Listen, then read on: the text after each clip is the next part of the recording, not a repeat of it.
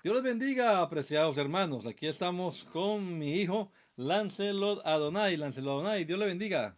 Amén. Bueno, vamos a hacer un resumen hoy de lo que fue la enseñanza en la escuela dominical el día de ayer. Entonces, eh, hemos usado la inteligencia artificial que nos ha sacado un bosquejo, un libreto, ¿no? Un libreto.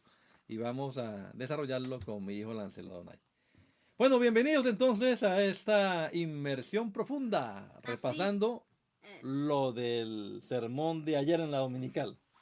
Sí, particularmente tal y como se ilustra en esta historia, el hombre rico y Lázaro.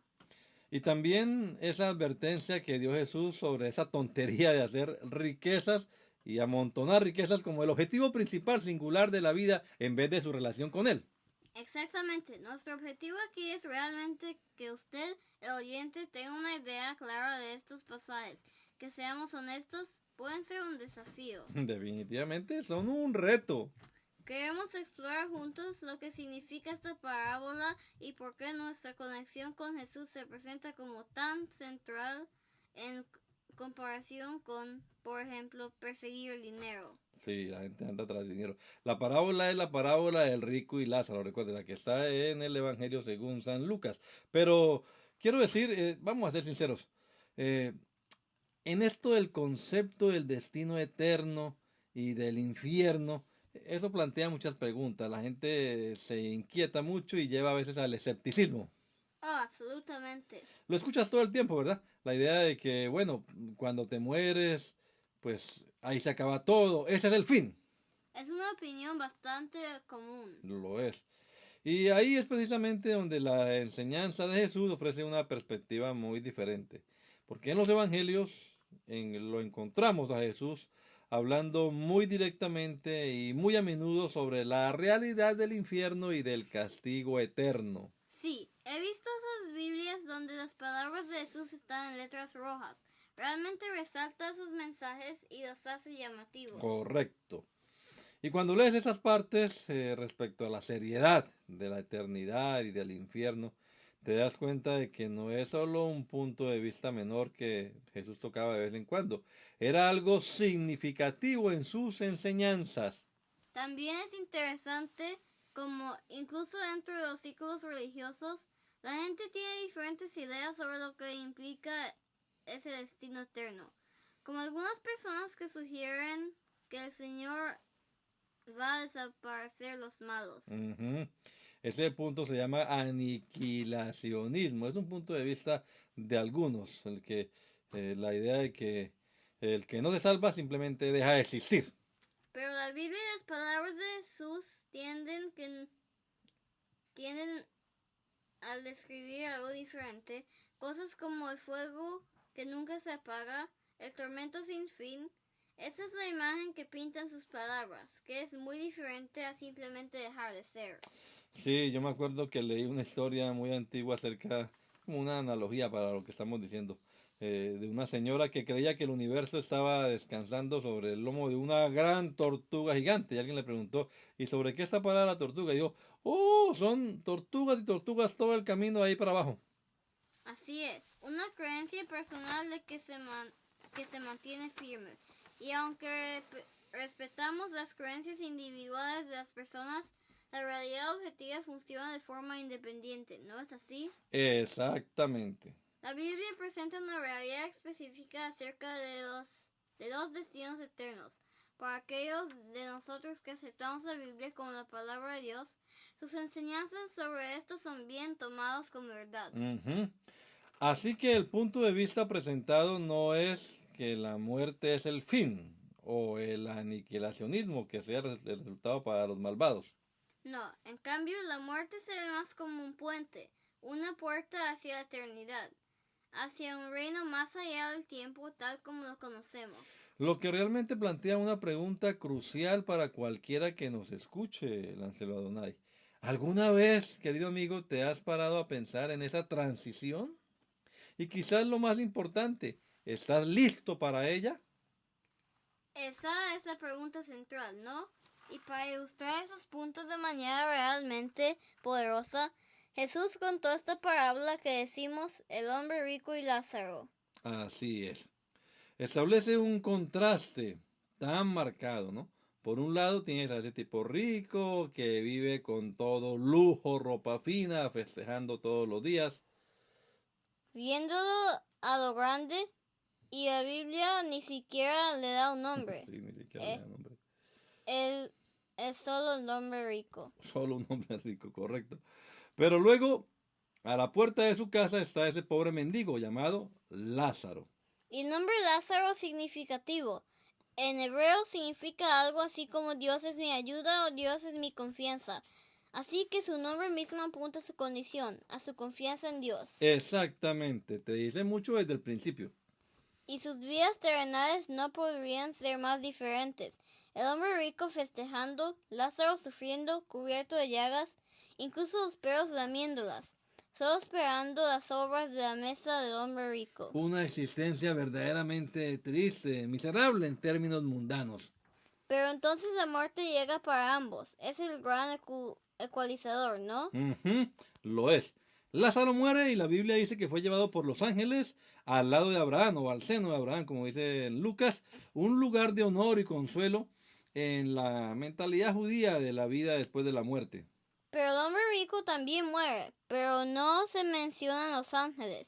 No se describe un entierro elaborado, solo murió y fue enterrado. El enfoque cambia inmediatamente con lo que sucede a continuación, Lancelot Adonai.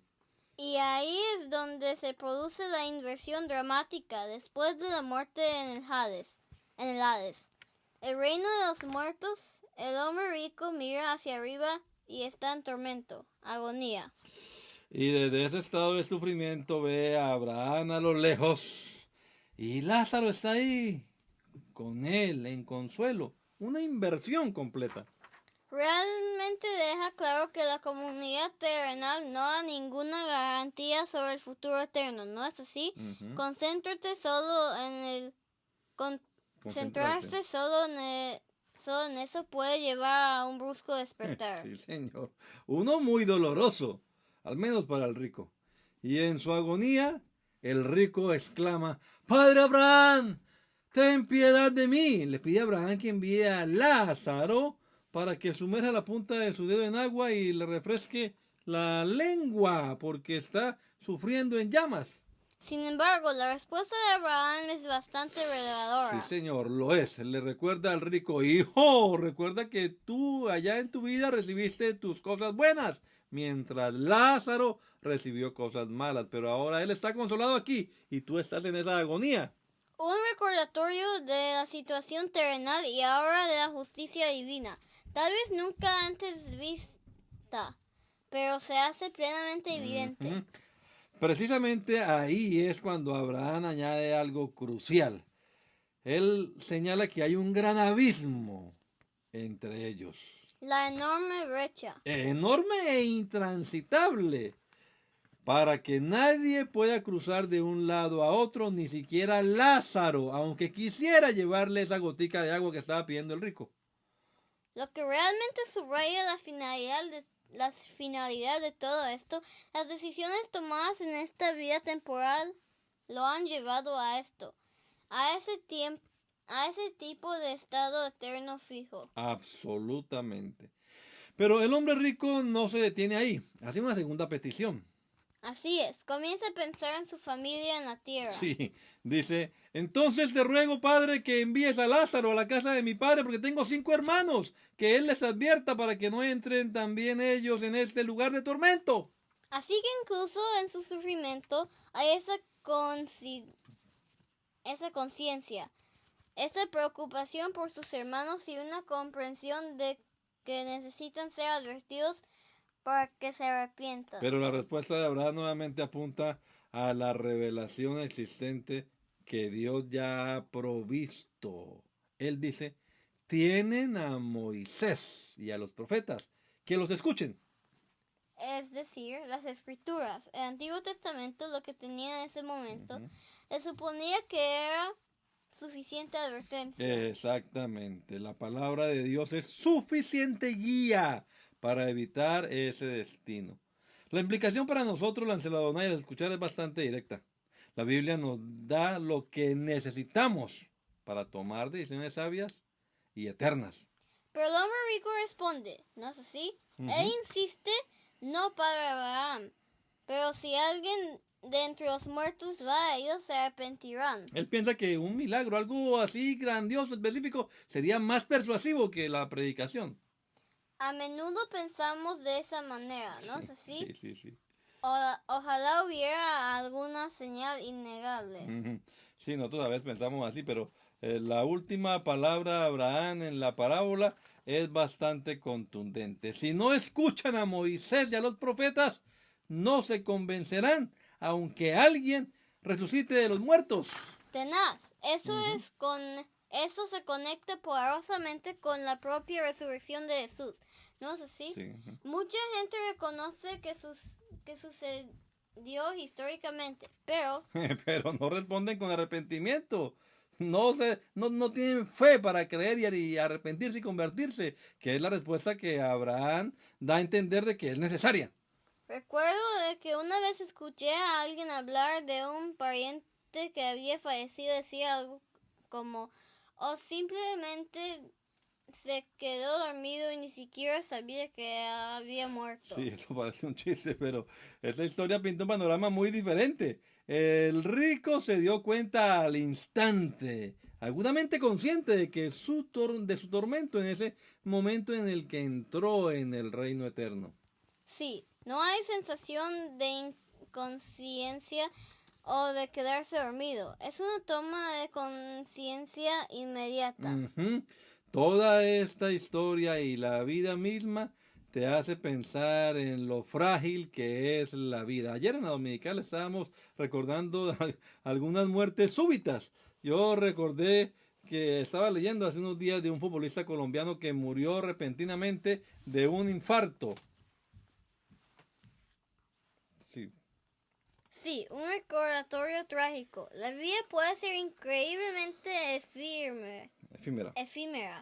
Puede terminar sin previo aviso para cualquier persona de cualquier edad. Y también recordar algunas anécdotas de personas que fallecen incluso en medio de los cultos. Exactamente. Subraya la incertidumbre.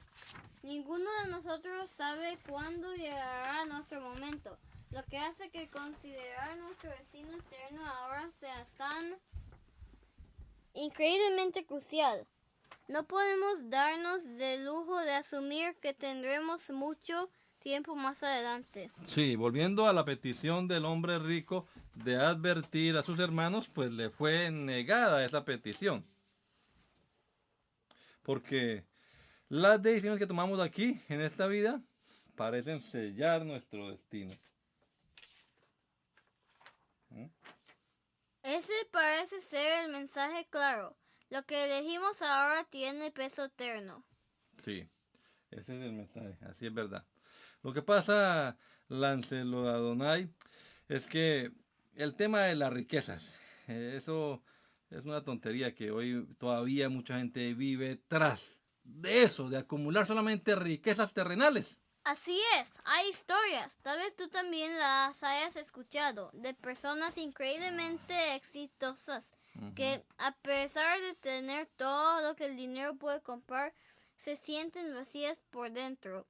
Incluso podrían añorar tiempos más simples. Sí, yo estaba contando ayer de un empresario con el que yo viajé, que él pensaba, aunque tenía mucha plata y todo, pensaba en la pobreza de su infancia y decía que mejor era vivir así, porque el dinero le había traído muchos problemas, miedo, amenazas de extorsión, etcétera.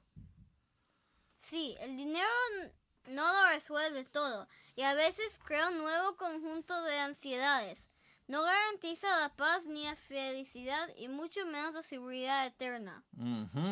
Te hace cuestionar esa búsqueda incesante de simplemente adquirir más y más y más y más. Así como el que dijo, yo lo que quiero es tragarme el mundo entero.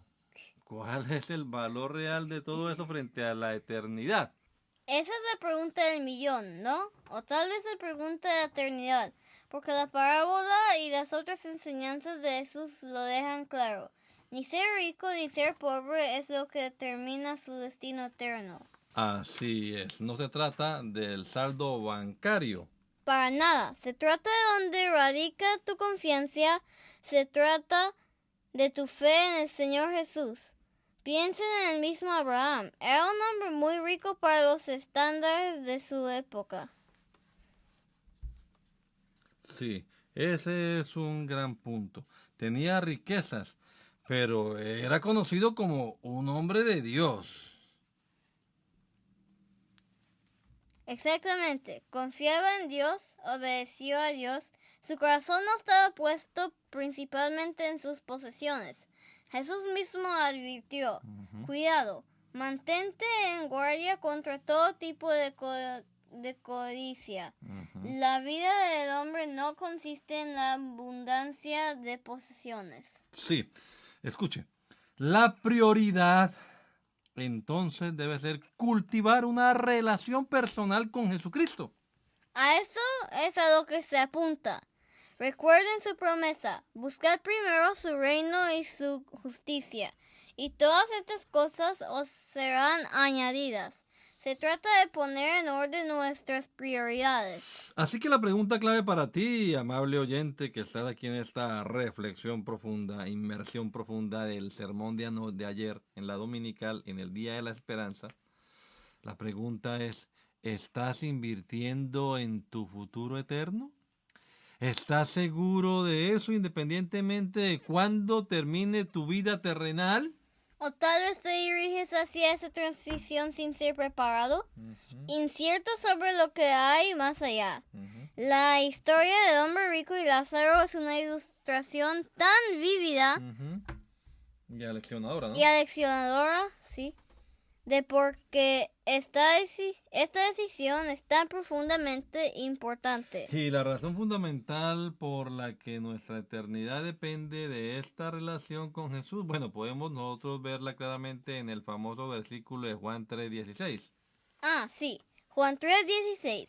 Porque de tal manera amó Dios al mundo que ha dado a su Hijo unigénito para que todo aquel que en Él cree no se pierda, sino que tenga vida eterna. Quien en Él cree, o sea, quien crea en Jesús. Esa es la clave.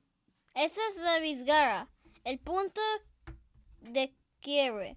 El amor de Dios proveyó el camino de su Hijo Jesús.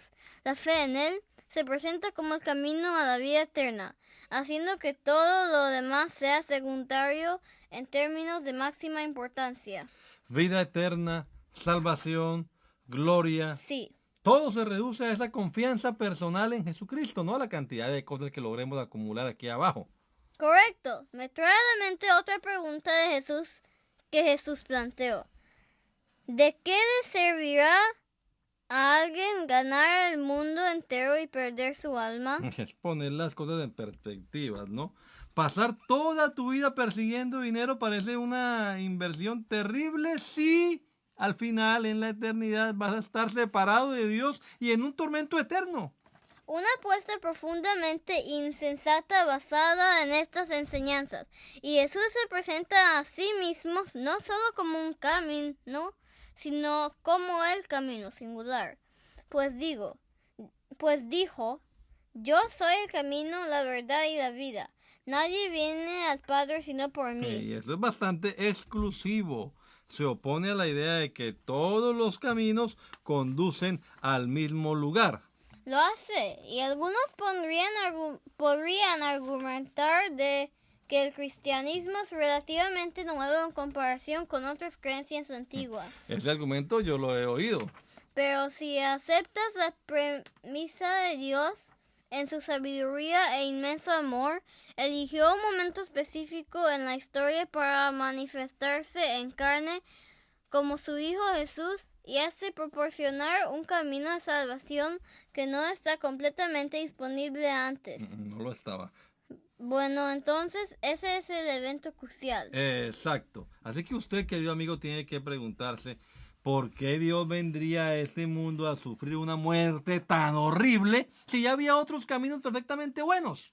Exactamente. La pura humildad y el sufrimiento que implicó ser crucificado, una muerte reservada para los peores criminales, se presenta como la máxima demostración del amor de Dios, abriéndonos camino a nosotros cuando no podíamos hacerlo nosotros mismos. Isaías 53 habla de su sufrimiento, de cómo su apariencia fue estropeada. Y Romanos dice que Cristo murió por nosotros cuando aún éramos pecadores. Fue un acto de rescate. Y luego la resurrección de Jesús se presenta como la prueba definitiva de su victoria sobre el pecado y la muerte. Él mismo dice en el Apocalipsis que tiene las llaves del Hades y de la muerte. Así es. Ahí es donde radica la esperanza para nosotros, querido oyente, ¿verdad? Ese es el fundamento de la esperanza cristiana. Jesús no vino al mundo para condenar, como dice Juan 3:17, sino para salvar al mundo a través de él. Pero si hay una condenación, Juan 3:18 sigue justo después y dice, el que cree en él no es condenado, pero el que no cree ya está condenado porque no ha creído en el nombre del unigénito Hijo de Dios. Así es, ahí está la línea divisoria de nuevo.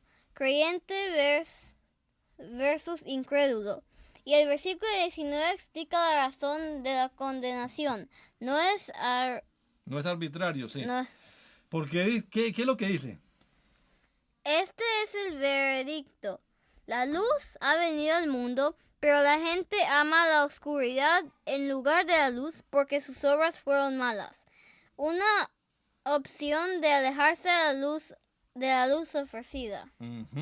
Así que la realidad es que la eternidad nos espera a cada uno de nosotros, querido oyente. Y la oportunidad en este momento es dejar esta vida cuando llegue el tiempo con paz, con seguridad, que solamente la da Jesucristo, una seguridad de vida eterna.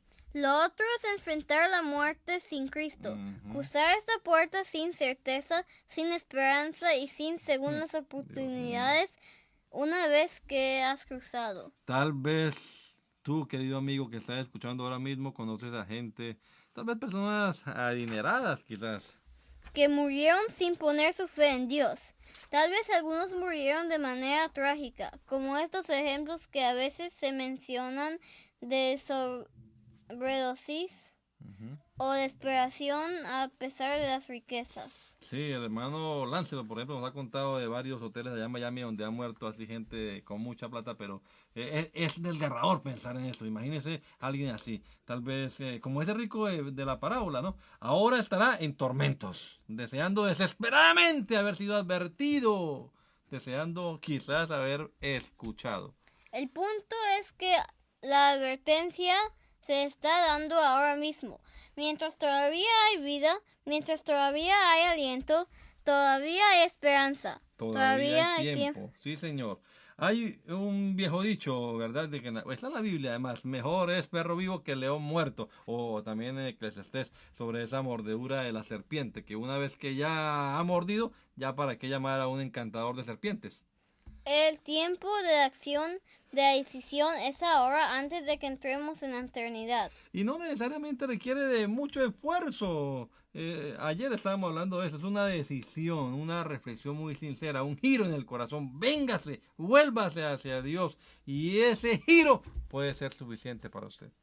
Una decisión personal de confiar en lo que Jesús hizo por ti para recibir la salvación que Él ofrece. Así que la pregunta que te invitamos a que te hagas, querido amigo que estás oyendo, es: ¿realmente sientes el gozo de la salvación en tu alma? ¿Tienes esa seguridad profunda de que si mueres ahora vas a ir a la gloria con Cristo? Realmente esperamos que pueda definir esa situación hoy. Amén. Acepte la paz que solo Jesucristo la da. Bueno, que Dios les bendiga, estimados hermanos. Espero que este diálogo con Láncelo Adonai haya sido de mucha edificación para todos ustedes. Dios te bendiga.